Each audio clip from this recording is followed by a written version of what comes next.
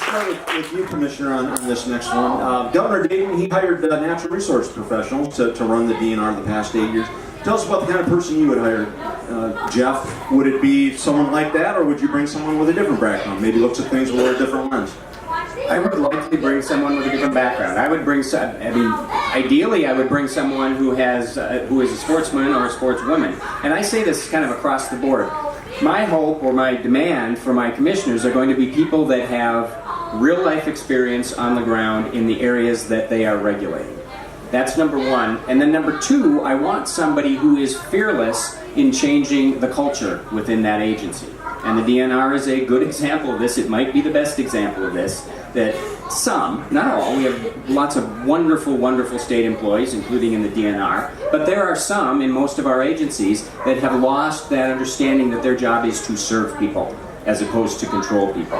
And changing that culture, I fully recognize I have a background in HR areas and labor law. That is going to be extremely difficult in a bureaucracy the size of the state of Minnesota. But it can be done. It can be done with the right leadership as governor, and it can be done if you have commissioners who are fearless to actually do that. So that will be my focus with respect to the DNR commissioner and every other commissioner I appoint.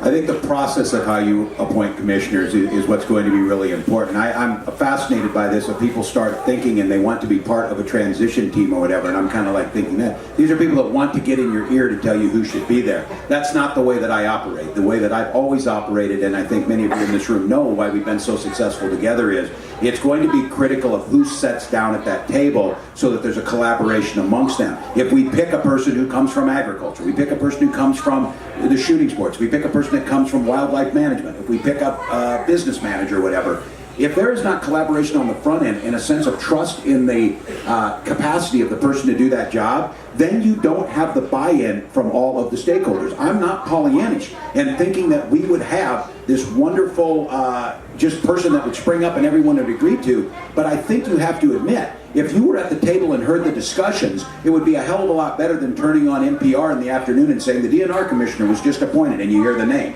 And many of you in this room are saying, well, why didn't they ask me?